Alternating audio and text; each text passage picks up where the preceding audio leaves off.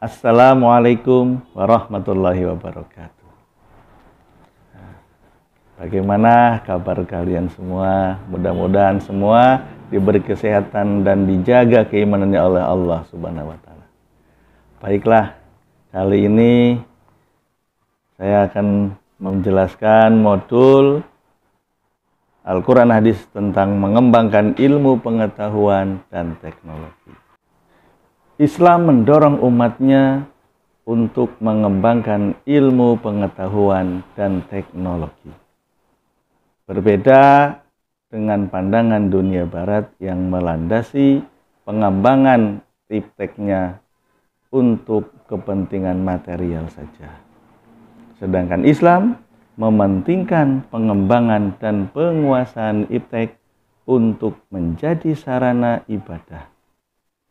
Selain itu, iptek juga sebagai pengabdian muslim kepada Allah Subhanahu wa Ta'ala dan mengembangkan amanat khalifatullah di muka bumi untuk berkhidmat kepada kemanusiaan dan menyebarkan rahmat bagi seluruh alam. Untuk itu, mari kita perhatikan beberapa ayat dan hadis tentang ilmu pengetahuan dan teknologi. Di antaranya yang pertama terdapat dalam Quran surat Al-Alaq ayat 1-5. Bismillahirrahmanirrahim. Iqra bismi rabbikal ladzi khalaq khalaqal insana min 'alaq. Iqra wa rabbukal akramul ladzi 'allama bil qalam 'allamal insana ma lam ya'lam. Bacalah dengan menyebut nama Tuhanmu yang menciptakan.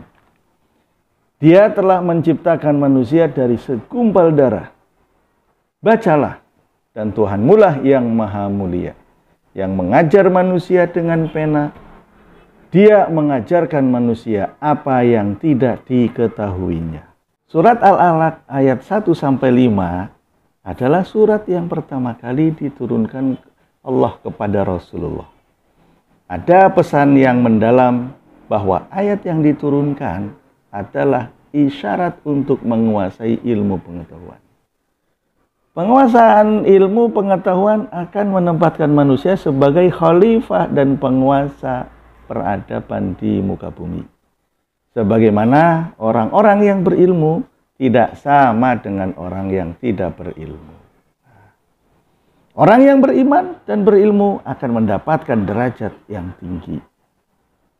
Kata Iqra yang berarti bacalah adalah isyarat akan pintu pengetahuan.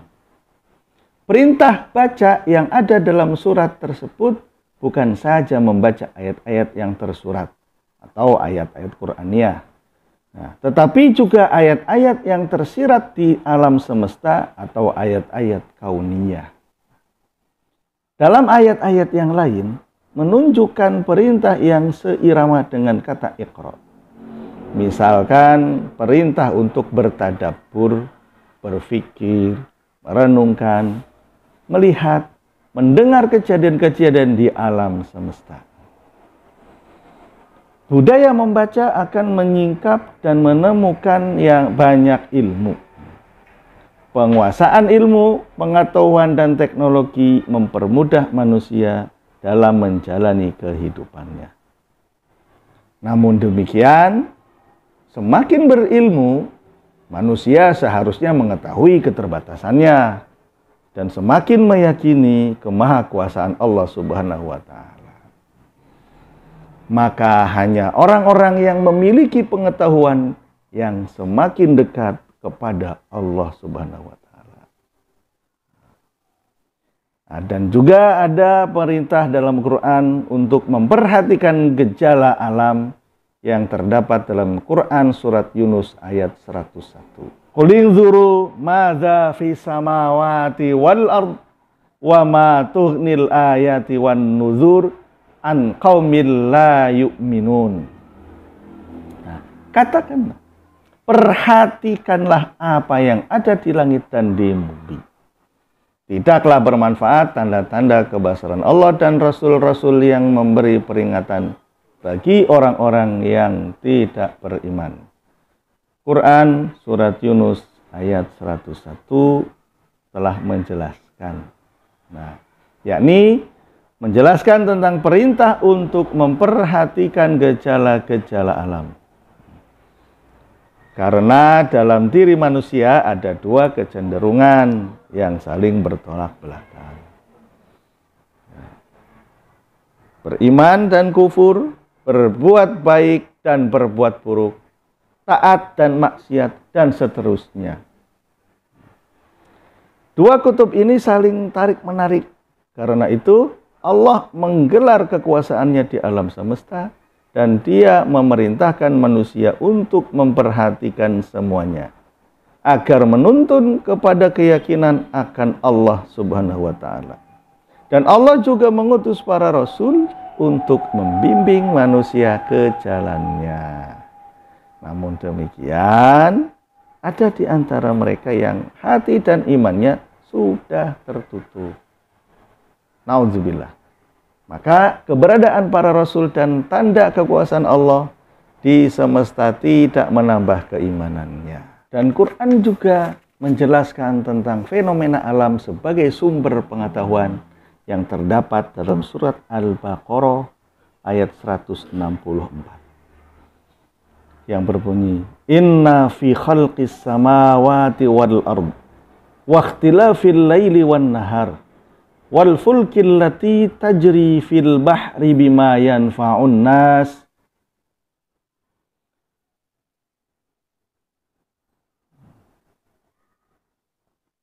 wa ma anzalallahu minas sama'i mimma fa ahya bihil arda ba'da mautiha wa batha fiha min kulli dabbah wa tasrifir riyahi was sahabil musakhkhar bainas sama'i wal ard la ayatin liqaumin yaqilun.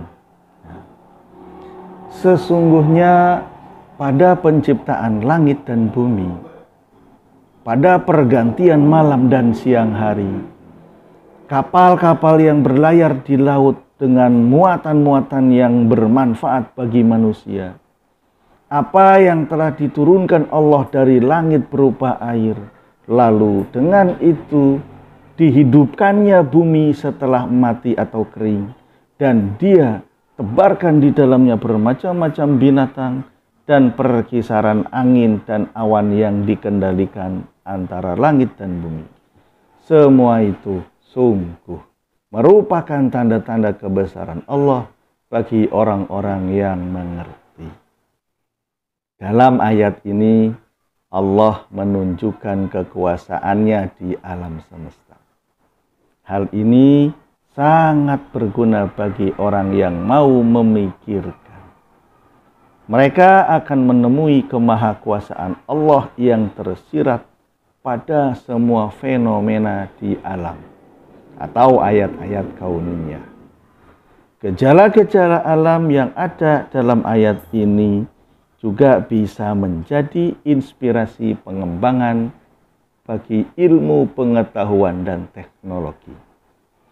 Pergantian siang dan malam, kapal yang berlayar di lautan, proses dan siklus air hujan, proses kehidupan di bumi, berbagai hewan yang hidup di bumi, perkisaran angin, adalah gejala-gejala alam yang menjadi dasar pengembangan sebagai ilmu astronomi, ilmu oseanografi, ilmu perkapalan, hidrologi, biologi, ilmu tentang langit dan tata surya, kebumian dan sebagainya secara tersirat disebutkan dalam ayat tersebut. Namun hanya orang-orang yang mau berpikir, yang mau merenung akan menemukan isyarat ilmu pengetahuan tersebut. Bahkan sampai menemui keyakinan akan kemahakuasaan Allah Subhanahu wa taala. Al-Quran juga bersikap selektif terhadap setiap informasi, yang mana dijelaskan dalam surat Al-Hujurat ayat 6. Ya ayyuhalladzina amanu in ja'akum fasiqum binaba'in fatabayyanu fatabayyanu an tusibu qauman bijahalatin fatusbihu ala ma fa'altum nadimi. Wahai orang-orang yang beriman, jika seorang fasik datang kepadamu membawa berita penting, maka telitilah kebenarannya, agar kamu tidak mencelakakan suatu kaum karena ketidaktahuanmu, yang berakibat kamu menyesali perbuatanmu itu. Ayat ini menjelaskan bahwa setiap informasi yang datang dari orang fasik harus dicek dan recheck. Karena kefasikannya itu menjadikan informasi yang dibawa diragukan akurasinya. Dalam tradisi ilmu pengetahuan Islam, pembawa ilmu harus memenuhi kompetensi moral dan intelektual, serta jalur sandaran atau sanad yang logis dan tidak tercela. Ilmu yang salah akan menyebabkan kecelakaan pada orang lain, meskipun yang bersangkutan tidak berniat untuk itu. Nah, begitulah Islam mengajarkan dalam ayat ini ketelitian dan presisi dalam pengembangan ilmu pengetahuan dan teknologi. Islam mengutamakan untuk menuntut ilmu atau mencari ilmu yang terdapat atau yang diterangkan dalam hadis riwayat Imam Abu Daud dari Imam Abu Darda.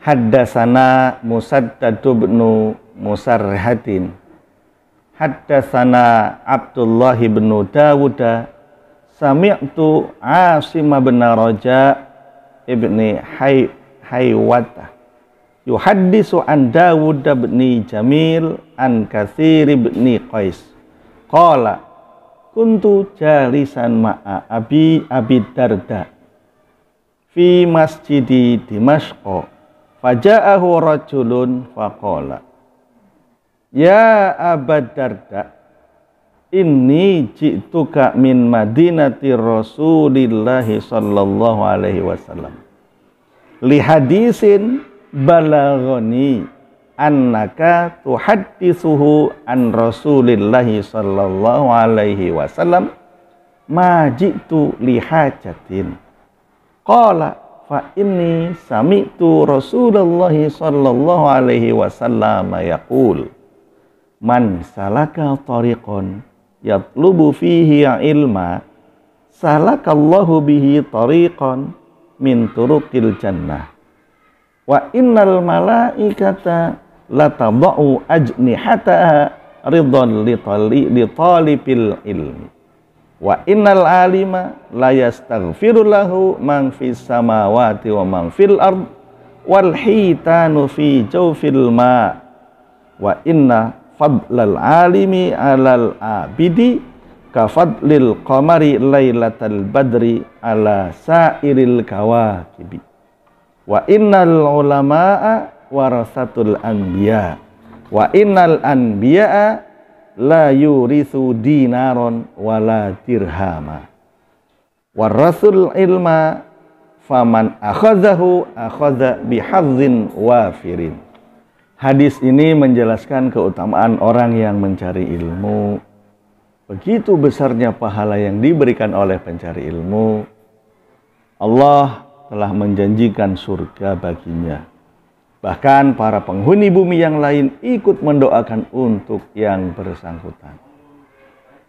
Keutamaan ahli ilmu diumpamakan bulan purnama yang terang benderang, tidak sebanding dengan bintang-bintang yang lain.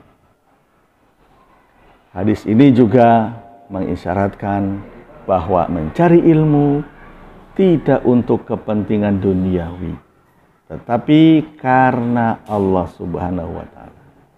Karena itu, para ahli ilmu akan mewariskan ilmu yang sangat berguna bagi peradaban manusia, juga pengembangannya. Demikianlah materi tentang mengembangkan ilmu, pengetahuan dan teknologi yang berkaitan dengan Al-Quran dan Hadis. Ya, walaupun sedikit, tapi mudah-mudahan bermanfaat.